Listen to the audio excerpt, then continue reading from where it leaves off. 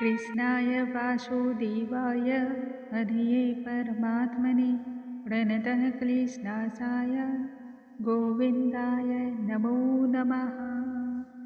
हरे कृष्णा, राधे राधे।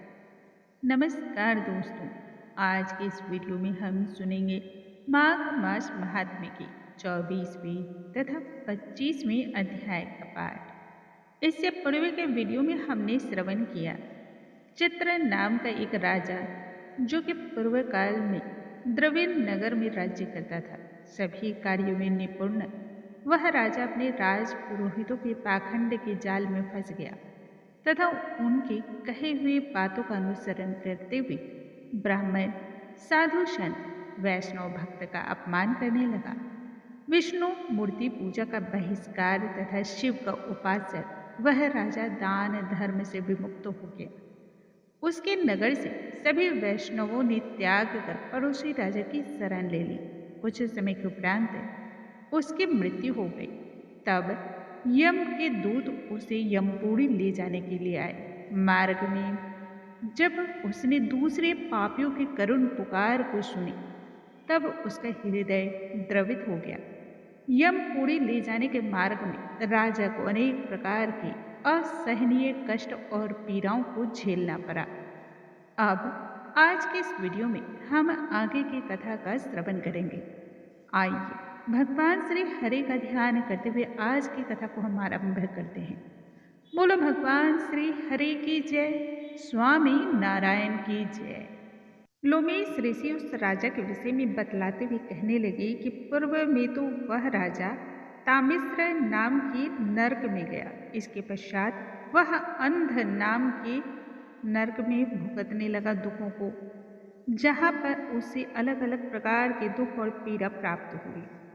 फिर महारौरव और उसके पश्चात कालसूत्र नामक महानर्क में बह गया। नर्क की पीड़ाओं को वह झेल नहीं पाया और फिर मूर्छा को प्राप्त हो गया। मूर्छा से चेतना जब उसे प्राप्त हुई तब उसे तापन तथा सन प्रातापन नाम के नर्क में ले जाया गया, जहाँ वह अनेक प्रकार के दुख और पीड़ाओं को भुगतता रहा। इसके पश्चात प्रताप नाम के नर्क में गया। तब काकोल, कुरपल, पर्व मृत्तिका, लोह शंकु, मृजीप आदि विभिन्न प्रकार के नरकों से गुजरता हुआ वह 80 पत्रव नाम के वन में पहुंचाया गया। तत्पश्चात लोह धारक आदि नरकों में उसे गिरा दिया गया। भगवान विष्णु के साथ द्वेष करने के कारण ही वह राजा 21 युगों तक भयंकर भयंकर नरक की यातनाओं को भुगतता रहा। फिर उन नरक से गुजरता हुआ वह हिमालय पर्वत पर जा पहुंचा, जहां वह एक भारे पिशाच के रूप में जन्म को पाया। उस वन में भूखा प्यासा वह इधर उधर भटकता रहा। उसको मेरू पर्वत पर भी ना तो खाने को भोजन ही मिला और ना ही पीने को जल। इस कारण वह पिशाच लगातार घूमता हुआ एक समय प्लुत प्रसत्रवन नाम के वन में जा पहुंचा। वहां पर एक विशालकाय वृक्ष था जो बहरे का था। उसके नीचे वह खड़ा होकर के हाय मैं मरा, हाय मैं मरा इस तरह का जोर जोर से विलाप करने लगा। कहने लगा, भूख से दुखी मेरे इस जन्म का भला अंत अब कब होगा। इस पाप रूपी समुद्र में डूबते हुए मुझे सहारा कौन देगा। ऋषि आगे फिर कहते हैं, इस प्रकार से वेद पाठ करते हुए देवधूति ने जब उसके दुख भरे वचनों को सुना तब वहां पर उसने उस पिशाच को देखा जिसकी आंखें बहुत ही लाल और डरावनी थी, शरीर दुर्बल, काले काले ऊपर की ओर उठे हुए खड़े हुए बाल, विकराल मुख, काला शरीर, लंबी जीभ जो बाहर की तरफ निकली हुई थी, लंबे होठ, लंबी लंबी जांघें, लंबे लंबे पैर, सूखा और विकृत चेहरा, आंखों में परे हुए गड्ढे। इस प्रकार के पिशाच के रूप को देख करके देवधूति उससे पूछने लगा कि तुम कौन हो और ऐसी करुण विलाप क्यों कर रहे हो? तुम्हारी दशा क्यों ऐसी हो गई और मैं तुम्हारे संदर्भ में ऐसा क्या करूं जिससे तुम्हारा उपकार होगा? मेरे आश्रम पर आ जाने से कोई भी प्राणी दुखी नहीं रहता, सदा ही वह आनंद को भुगतते हैं। सो हे भद्र, तुम अपने दुख का कारण जल्द कहो, जिससे तुम्हें परम शांति की प्राप्ति हो। ऐसे वचन को सुनकर के तब प्रेत ने रोना बंद करके विनीत भाव से कहा, हे ब्राह्मण श्रेष्ठ, किसी बड़े पुण्य प्रताप से ही मुझे आपके दुर्लभ दर्शन हुए हैं। बिना पुण्य के तो साधु एवं संतों की संगति भी प्राप्त नहीं होती।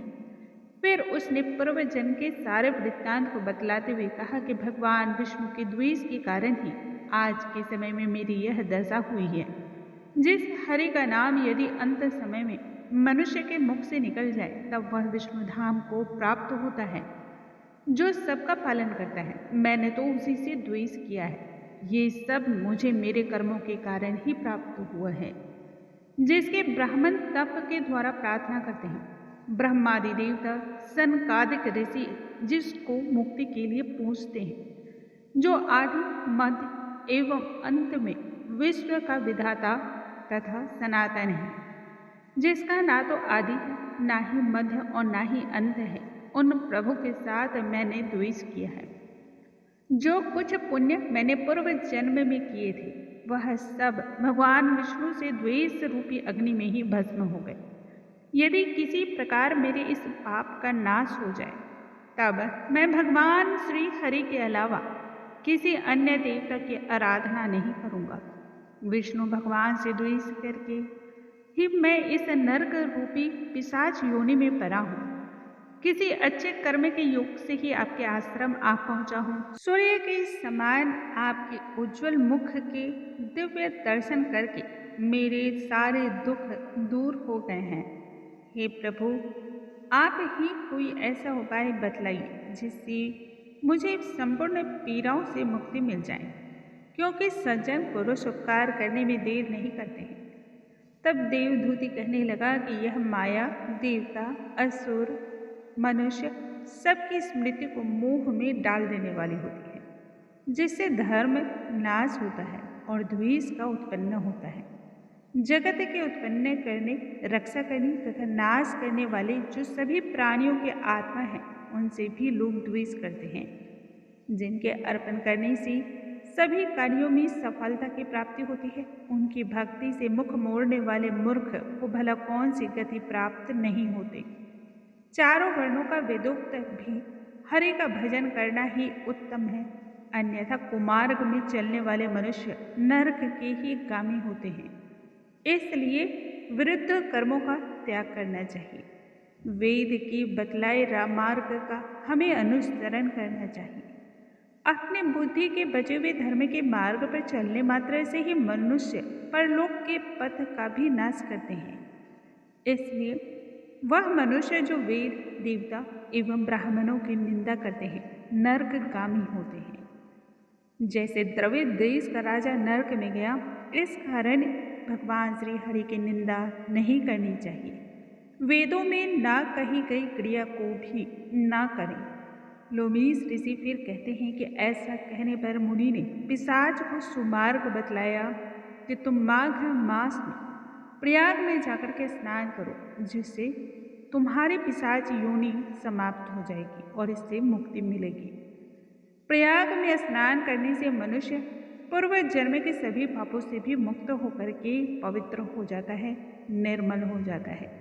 इससे बढ़कर दूसरा कोई अन्य प्रायश्चित नहीं है। संसार में यही मोक्ष और स्वर्ग को देने वाला द्वार है। गंगा तथा यमुना का संगम त्रिवेणी संसार में सबसे उत्तम तीर्थ है। पाप रूपी बंधन को काटने के लिए यह कुल्हाड़ी के समान है। जिस प्रकार से घने अंधकार को दूर करने के लिए शरद का चंद्रमा चमकता है, ठीक उसी तरह से संगम के स्नान करने से मनुष्य पवित्र हो जाता है और निर्मल हो जाता है।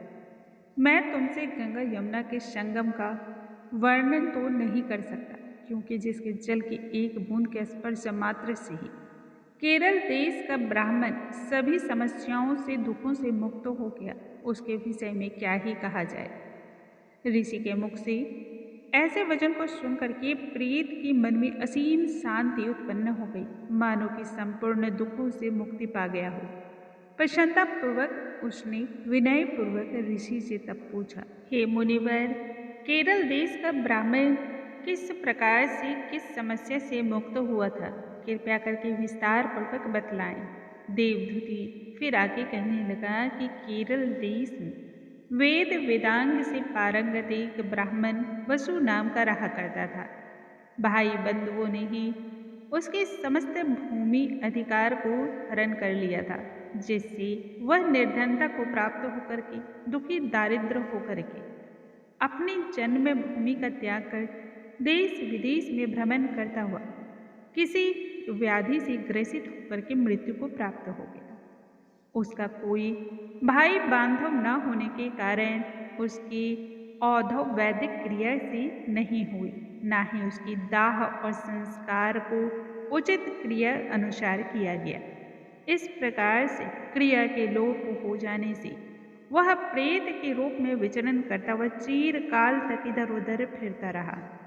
शीत, ताप, भूख, प्यास इत्यादि जैसे दुखों से वह गुजरता हुआ हाहाकार करता रहा। वह नंगे शरीर कभी रोता, कभी इधर उधर फिरता, और फिर भी उसे सद्गति दूर दूर तक दिखलाई नहीं पड़ रही थी। सर्वथा दान न देने से वह अपने ही कर्मों के अनुसार फल को भुगत रहा था। जो लोग अग्नि में आहुति नहीं देते, भगवान की आराधना नहीं करते, वे आत्मविद्या का अभ्यास भी नहीं करते, सभी तीर्थों से विमुख रहते हैं।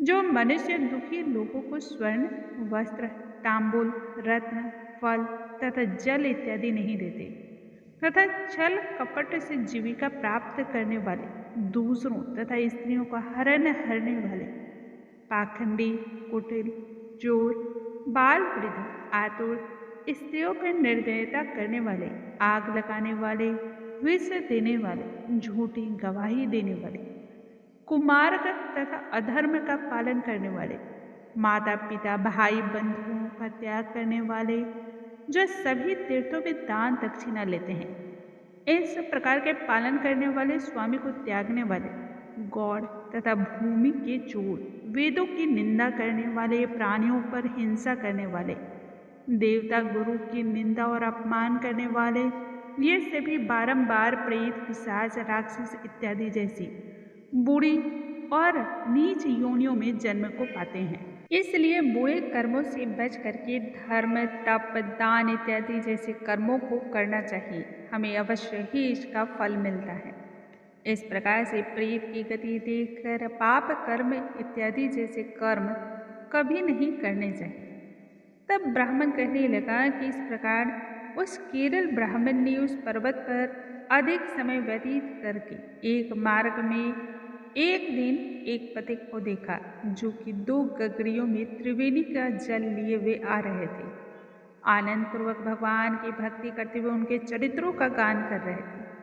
प्रेत ने उनका मार्ग रोकते हुए कहा कि तुम मुझसे डरो नहीं, इस गगरी का जल मुझे पिलाओ, नहीं तो मैं तुम्हारे प्राणों को हर लूंगा। देवदूति फिर कहने लगा कि दुखी, निर्बल, नंगे मुरझाए हुए तुम कौन हो? यह राहगीरों ने तब पूछा। पैरों से पृथ्वी को स्पर्श भी न कर पाते हो, यह कैसी माया है? राहगीरों के मुख से ऐसे वचन को सुन करके तब प्रेत कहने लगा कि मैंने कभी भी ब्राह्मणों को दान दक्षिणा नहीं दिया। लोभवश और लालचवश दूसरे का ही अन्न धन का हरण किया है। मैंने ना ही किसी को भिक्षा दी, ना ही मैंने किसी को जल का पान कराया। छाता जूता दान कभी नहीं दिया, ना ही किसी को जल का पात्र, पान एवं औषधि ही दी। घर में अतिथि का सत्कार भी नहीं किया। अंधे, वृद्ध, अनाथ तथा दीन दुखियों पर भी मैंने कभी भी अपनी माया नहीं दिखलाई है। ना ही किसी रोगी की मैंने सेवा और सत्कार ही की, ना ही मैंने अग्नि में हवन किया। बैसाख मास में किसी को ठंडे जल का पान भी मैंने नहीं कराया है। इस पर्वत पर अन्य भी राक्षस तथा प्रेत पिशाच इत्यादि रहते हैं, जिनमें से कभी कभी किसी किसी को वन में घूमते फिरते हुए अपने कर्म के अनुसार अन्न और जल प्राप्त हो जाते हैं। परंतु आपको तो उनका भी भय नहीं होना चाहिए, क्योंकि धर्मात्मा पुरुषों की उनकी पवित्रता सदैव ही रक्षा करती है। ग्रह नक्षत्र देवता सर्वथा ही धर्मात्माओं की रक्षा करते हैं। यह पिशाच आप जैसे भक्तों की तरफ दृष्टि उठाकर भी नहीं देख सकते। जो सदैव ही नारायण की भक्ति में लीन रहते हैं, उनका भक्ति से ही शरीर और मन पवित्र रहता है। भूत प्रेत पिशाच भूतना इत्यादि जैसी चीजें ना ही उन्हें डरा सकती हैं, ना ही उनकी तरफ देख सकते हैं। भूत बेताल पिशाच गंधर्व काकिन शाकिनी ग्रह रेवती इत्यादि जैसी जितनी भी अनिष्ट कारक चीजें होती हैं, जिह्वा पर गोविंद का नाम लेते ही और हृदय में वेद का ध्यान होते ही ये सभी चीजें बंद हो जाती हैं, इनका अनिष्ट कारक प्रभाव नहीं पड़ता है। हे ब्राह्मण, इस प्रकार से कर्मों का फल भुगतता हुआ मैं यहाँ रहता हूँ, ऐसा सोचकर मैं शोक नहीं करता। एक बार मैं जावालिनी नदी के तट पर गया था। वहां पर घूमते हुए मैंने सारस के वचनों को सुना था। ओम नमो भगवते वासुदेवाय। दोस्तों, आज की इस वीडियो में हमने सुना माघ मास महात्म्य के 24वें तथा 25वें अध्याय का पाठ। कल के वीडियो में आगे की कथाओं के साथ हम फिर से मिलेंगे। तब तक के लिए नमस्कार।